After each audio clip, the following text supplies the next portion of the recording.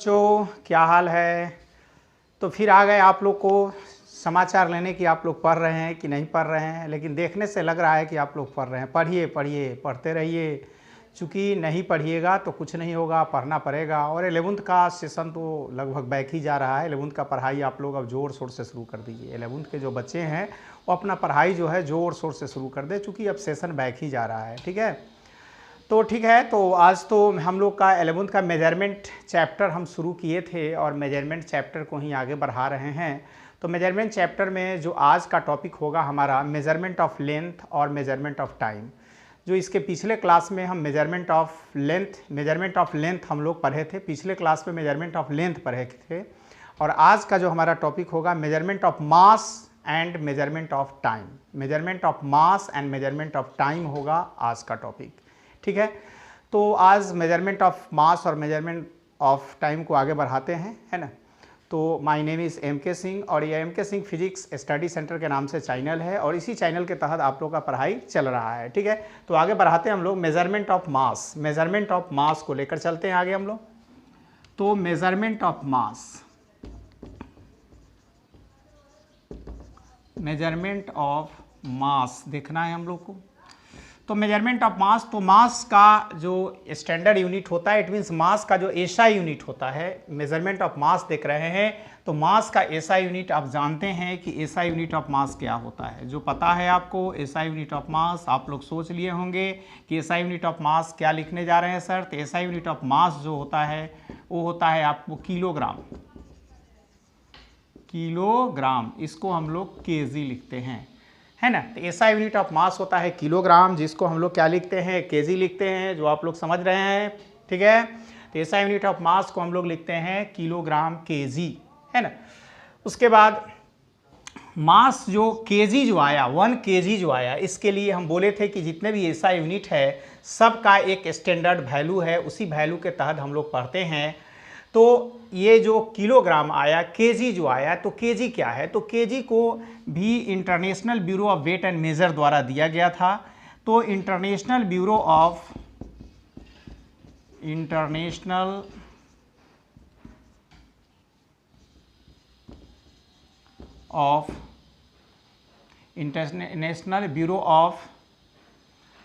Bureau of weights and measures, है ना। International bureau of weights and measures, है ना, वेट्स एंड मेजर द्वारा ये दिया गया था। International bureau of weights and measures, है ना। तो international bureau of weight and measures द्वारा दिया गया था। यहाँ पर एक रखा हुआ है, ये प्लेटिनम इरेडियम LY है, प्लेटिनम इरेडियम एक LY है। ये क्या है, प्लेटिनम इरिडियम एक LY है जो यहाँ रखा गया है। यहाँ पर international bureau of weight and measure पर एक रखा गया है at international bureau of weight measure. ये प्लेटिनम इरिडियम एक LY है। प्लेटिनम इरिडियम क्या है, एक LY है। इसी LY का जो मास होता है, मास जो होता है इस LY का, इसी को हम लोग कहते हैं 1 kg। इसी को 1 kg कहा जाता है ना। तो international bureau of weight and measure में एक रखा गया है, international bureau of weight and measure में रखा गया है एक प्लेटिनम इरेडियम में रखा गया है एक प्लेटिनम इरेडियम LY को, और इसका जो मास है, प्लेटिनम इरेडियम LY का जो मास है उसी को 1 kg कहते हैं, है ना। तो the platinum iridium LY taken at international bureau of weight and measure the mass of platinum iridium is called 1 kg. The mass of platinum iridium LY, the mass of platinum iridium LY taken at international bureau of weight and measures is called 1 kg. उसी को 1 kg हम लोग कहते हैं। उसी को क्या कहते हैं, 1 kg कहते हैं। तो समझ गए।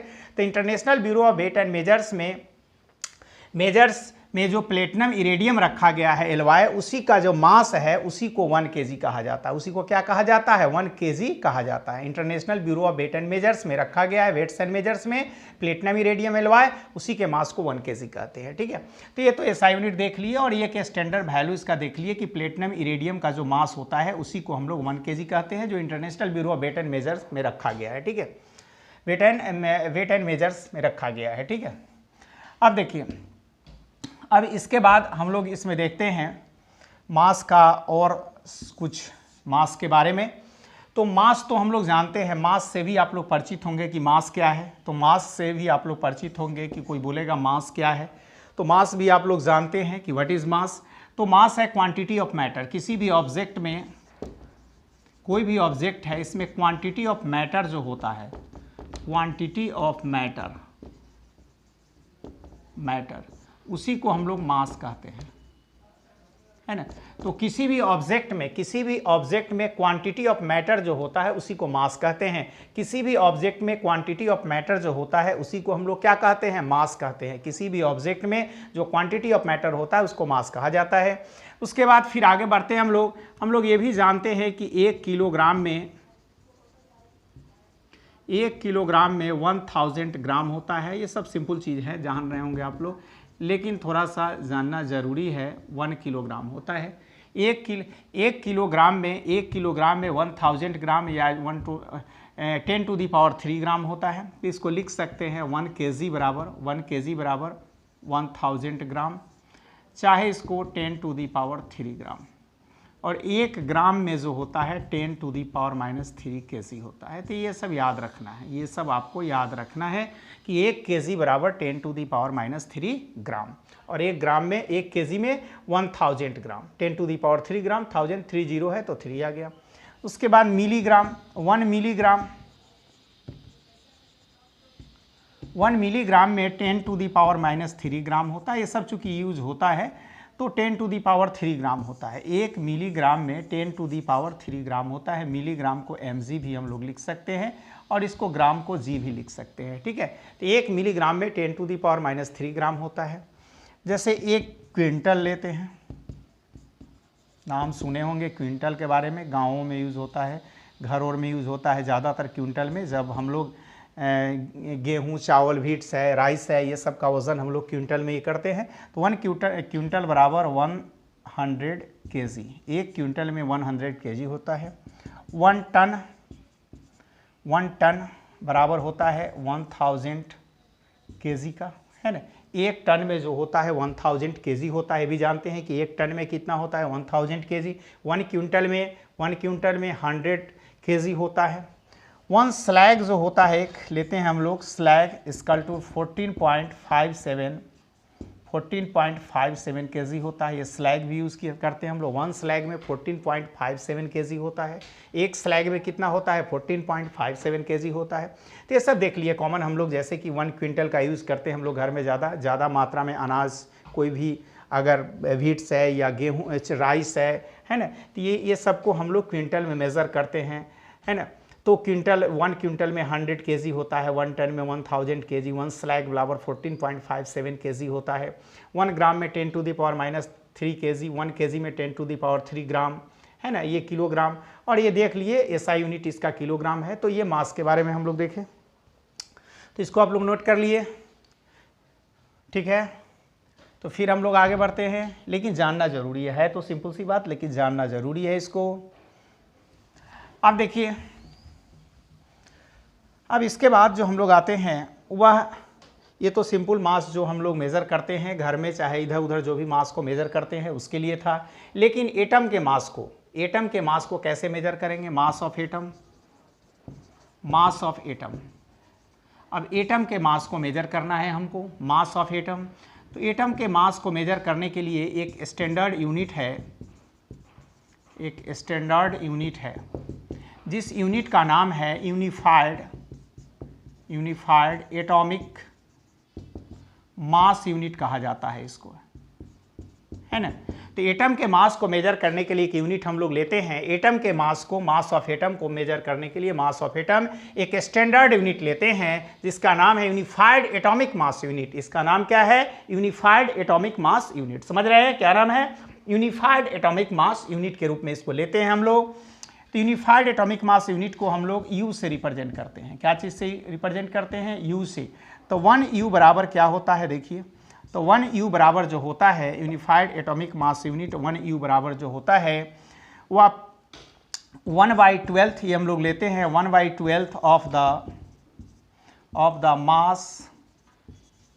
Mass of an atom of carbon C12 isotope, carbon C12 isotope C6H12 है ना, C6H12 हम लोग लेते हैं आइसोटॉप, इसमें कार्बन C6H12 आइसोटॉप लेते हैं हम लोग, C6H12 आइसोटॉप हम लोग लेते हैं इसमें, है ना, including C6H12 isotope including the mass of electrons बराबर 1.66 इंटू 10⁻⁻27 kg, है ना। तो यही एटॉमिक मास यूनिट के रूप में लेते हैं, unified atomic mass unit. Unified atomic mass unit है, स्टैंडर्ड यूनिट है, एटॉम ऑफ मास, मास के एटम को मेजर करने के लिए। तो मास का एटम ऑफ मास का मास ऑफ एटम जो मेजर करते हैं स्टैंडर्ड यूनिट में, तो यूनिफाइड एटॉमिक मास यूनिट इसी में मेजर करते हैं हम लोग। Measurement of mass of atom हम लोग यूनिफाइड एटॉमिक मास यूनिट में लेते हैं। One unified atomic mass unit को यूज रिप्रेजेंट कर 1/12 of the mass of an atom of carbon C12, 1/12 of the mass of the atom of an atom of carbon C12 isotope 6,6H12 including the mass of electrons 1.66 10⁻⁻27 kg। ये हम लोग लेते हैं atomic mass unit के रूप में, unified atomic mass unit के रूप में। मास ऑफ एटम को मेजर करने के लिए, एटम के मास को इसी में हम लोग मेजर करते हैं, ठीक है। तो इसको मिटा दे, हो गया। अब चलिए फिर आगे बढ़ते हैं हम लोग। अब इसके बाद जो हम लोग को देखना है, अब इसमें कुछ मास है जैसे grocery.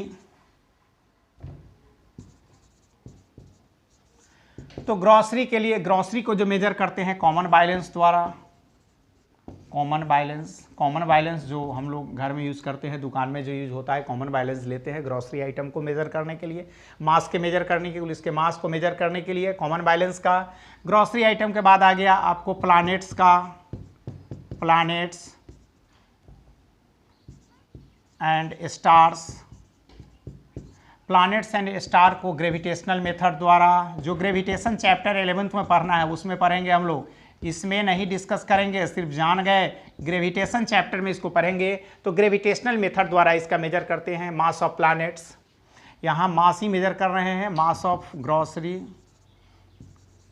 Mass of planet, mass of planets and stars को, mass of planets and star को ग्रेविटेशनल मेथड द्वारा। उसके बाद हम लोग जो मास ऑफ एटॉमिक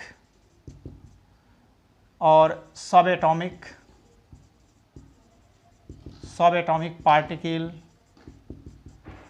का मास, जो पार्टिकल्स एटॉमिक और सब एटॉमिक पार्टिकल्स का जो मास मेजर करते हैं वो मास स्पेक्ट्रोग्राफ द्वारा, मास स्पेक्ट्रोग्राफ किसके द्वारा, मास स्पेक्ट्रोग्राफ द्वारा मेजर करते हैं, किसके द्वारा, मास स्पेक्ट्रोग्राफ द्वारा।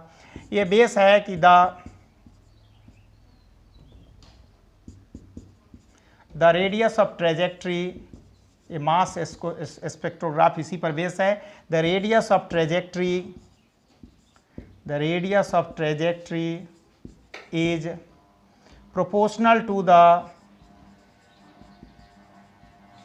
proportional to the radius of trajectory is proportional to the mass of charged,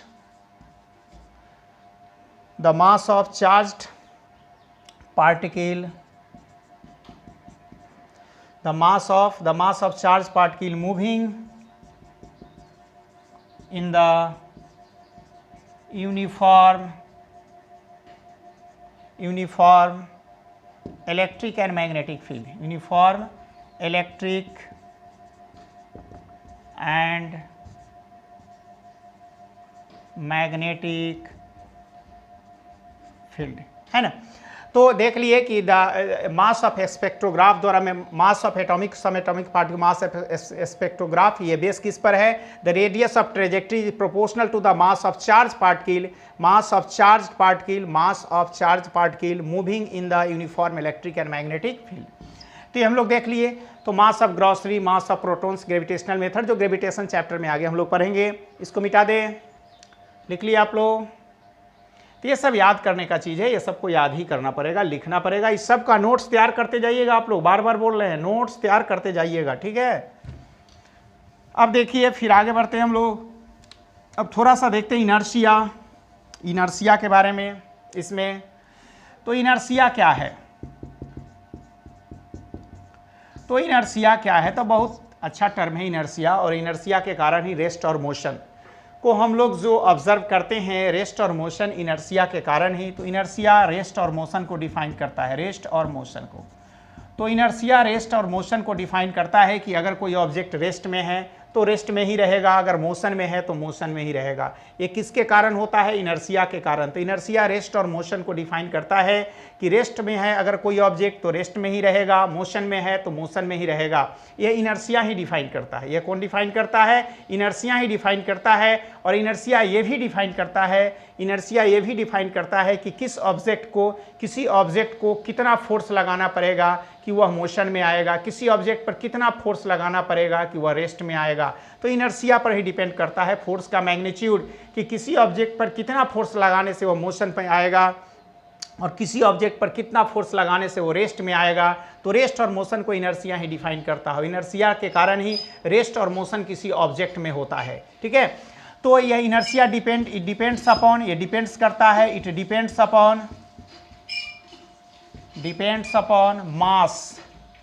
मास पर डिपेंड करता है। तो ग्रेटर मास ग्रेटर इनर्शिया है ना, मोर मास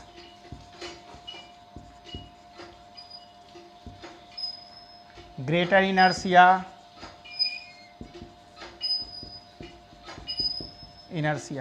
मोर मास ग्रेटर इनर्शिया। मास जब ज़्यादा होगा तो इनर्शिया क्या होगा, ज़्यादा होगा। मोर मास मोर इनर्शिया, ज़्यादा मास होगा तो ज़्यादा इनर्शिया होगा। जितना ज़्यादा मास होगा उतना ज़्यादा इनर्शिया होगा, जितना ज़्यादा मास होगा उतना ज़्यादा इनर्शिया होगा, है ना। तो हम लोग देख लिए कि जितना ज़्यादा मास होगा उतना ही ज़्यादा इनर्शिया होगा।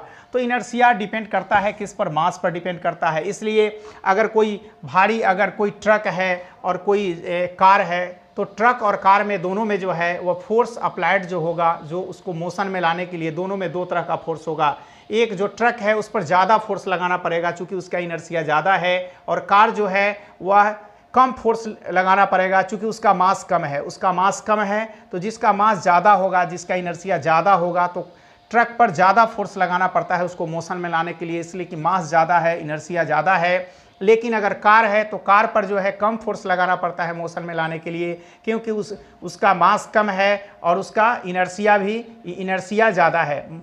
उसका मास कम है और इनर्शिया भी कम है, मास कम है और इनर्शिया भी कम है, तो कम फोर्स से मोशन में आता है। उसी तरह ट्रक को रोकने के लिए उस पर ज़्यादा फोर्स लगाना पड़ेगा, रोकने के लिए भी, चूँकि उसका मास ज़्यादा है तो इनर्शिया भी ज़्यादा है। लेकिन कार को रोकने के लिए कम फोर्स लगाना पड़ेगा क्योंकि उसका मास कम है तो इनर्शिया भी कम है। तो देख लिए कि फोर्स का मैग्नीट्यूड भी इनर्शिया पर डिपेंड करता है। अगर इनर्शिया ज़्यादा है तो ज़्यादा फोर्स लगाना पड़ता है रेस्ट और मोशन के लिए, लेकिन इनर्शिया कम है तो कम फोर्स लगाना पड़ता है रेस्ट और मोशन के लिए। इट मीन्स मास पर डिपेंड करता है, कि जिसका मास ज़्यादा होगा उस पर ज़्यादा फोर्स लगाना पड़ेगा रेस्ट और मोशन के लिए, और जिसका मास कम है उस पर कम फोर्स लगाना पड़ेगा रेस्ट और मोशन के लिए। तो ये था आपको इनर्शिया। तो देख लिए कि इनर्शिया डिपेंड करता है किस पर, मास पर डिपेंड करता है। किस पर डिपेंड करता है, मास पर डिपेंड करता है। और मास के कारण ही फोर्स के मैग्नीट्यूड को बढ़ाया और घटाया जा सकता है, मास के कारण, ठीक है।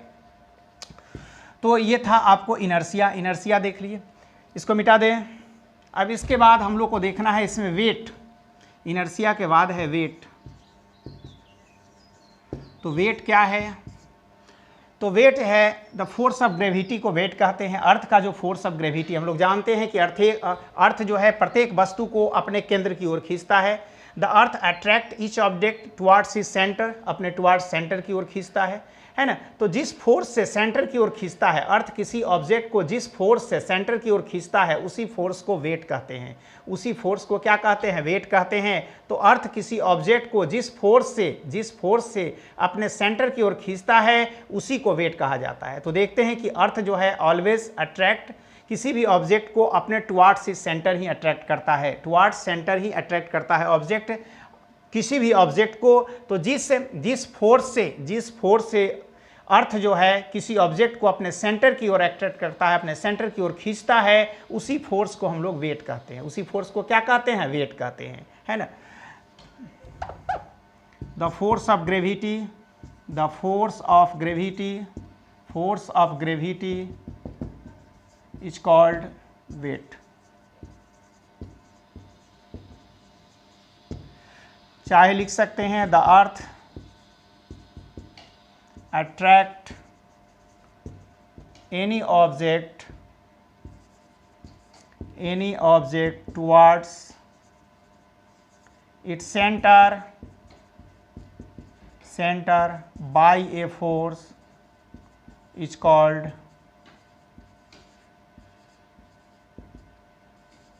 weight, है ना। तो the earth attract any object towards his centre by a force is called weight. The earth attract any object towards his centre by a force is called weight. The force of gravity is called weight. Force of gravity ही weight होता है। तो force of gravity wait होता है, तो wait बराबर हो जाएगा मास इंटू एक्सेलरेशन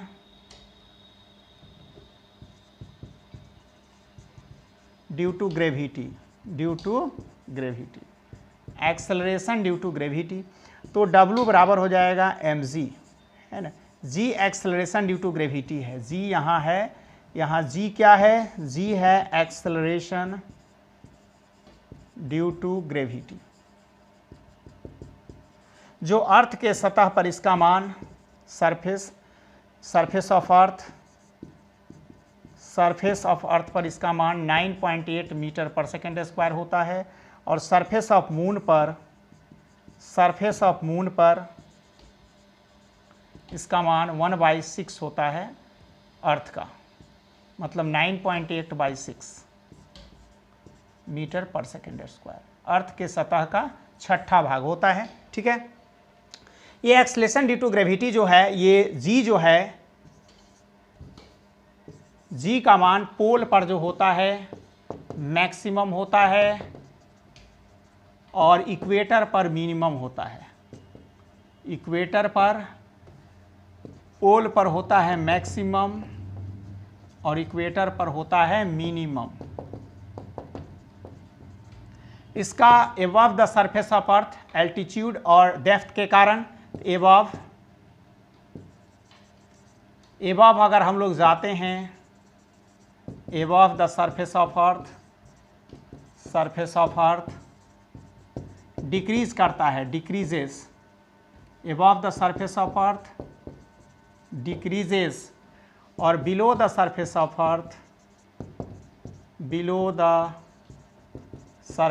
अर्थ अर्थ के सरफेस से नीचे इंक्रीजेस, डिक्रीजेस, है ना। तो देख लीजिए कि जी का मान पोल पर मैक्सिमम, इक्वेटर पर minimum, above the surface of earth decrease करेगा, अर्थ के सरफेस से जैसे जैसे ऊपर जाएंगे डिक्रीज करेगा, अर्थ के सतह से नीचे जाएंगे डेप्थ के कारण नीचे जाएंगे वो वहाँ भी डिक्रीज करेगा। और जी का मान अर्थ के सरफेस पर 9.8 मीटर पर सेकेंड स्क्वायर, ऐसे मून पर 9.8/6। तो वेट हो गया W = mg। वेट जो है स्केलर क्वांटिटी है। वेट क्या है? Scalar quantity. इसको नोट कर लिए आप लोग, नोट कर लीजिए, इसको नोट करते चलिएगा, नोट करते चलना है, ठीक है। तो वेट क्या है? वेट वेक्टर क्वांटिटी है, वेक्टर क्वांटिटी है। इसका SI यूनिट न्यूटन होता है, SI यूनिट न्यूटन होता है। इसका SI यूनिट क्या होता है? न्यूटन होता है, समझ गए। तो ये था वेट के बारे में कि the force of gravity is called weight, the force of gravity is called weight. The earth attract any object towards is centre by a force is called weight. Earth जितने फोर्स से किसी वस्तु को अपने केंद्र की ओर, अपने सेंटर की ओर खींचता है, उसी को फोर्स कहते हैं, और फोर्स इक्वल टू उसी को वेट कहते हैं, उसी को वेट कहते हैं। वेट इक्वल टू mg होता है mass into acceleration due to gravity. Acceleration due to gravity का मान अर्थ पर इतना और मून पर ये होता है, पोल पर मैक्सिमम, इक्वेटर पर मिनिमम। ऊपर जाएंगे तो घटेगा, नीचे भी जाएंगे तो घटेगा, ठीक है। तो ये नोट कर लिए आप लोग, नोट कर रहे हैं ना? नोट करते चलिएगा, नोट कर लिए, ठीक है। आगे बढ़ते हैं हम लोग। उसके बाद है एक टर्म आता है जो कहीं कहीं न्यूमेरिकल्स बनाइएगा तो एक टर्म आएगा मास में ही आपको, KGF, KGF और GF। KGF हो गया किलोग्राम फोर्स, किलोग्राम फोर्स चाहे वेट भी कह सकते हैं, और GF का मतलब होता है ग्राम, ग्राम फोर्स या वेट भी कह सकते हैं, चाहे इसको वेट भी कह सकते हैं, है ना, इसको वेट भी हम लोग कह सकते हैं KGF को।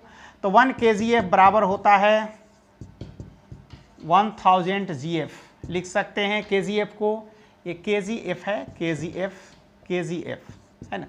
तो 1 KGF बराबर 1 GF है ना।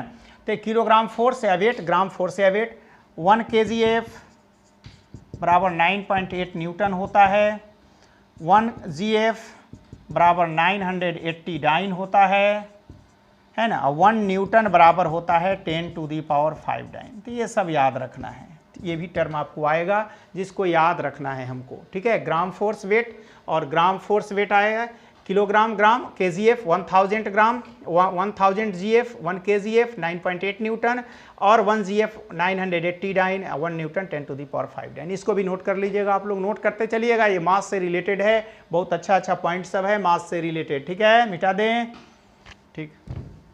उसके बाद इसमें हम लोग इनर्शिया देख लिए, वेट देख लिए, मास देख लिए, और मेजरमेंट में हम लोग देख लिए, KGF देख लिए, इनर्शिया और वेट भी देख लिए, ठीक है। तो मास में हम लोग को इतना जानना था, मास में इतना जानना था, मेजरमेंट ऑफ मास में हम लोग को इतना ही जानना था, ठीक है। तो फिर हाँ, तो हम लोग देख लिए इसमें, इसको फिर इसमें थोड़ा सा हम और एक देख लेते हैं, इसमें मास ऑफ इलेक्ट्रॉन लिख लीजिए। मास ऑफ इलेक्ट्रॉन कितना होता है, तो मास ऑफ इलेक्ट्रॉन होता है आपको 9.1 गुने 10 टू दी पावर -31 kg। ये सब भी आएगा आपको, न्यूमेरिकल से सब बनाइएगा तो इसमें आ सकता है। मास ऑफ प्रोटोन, प्रोटोन का मास कितना होता है, तो प्रोटोन का मास होता है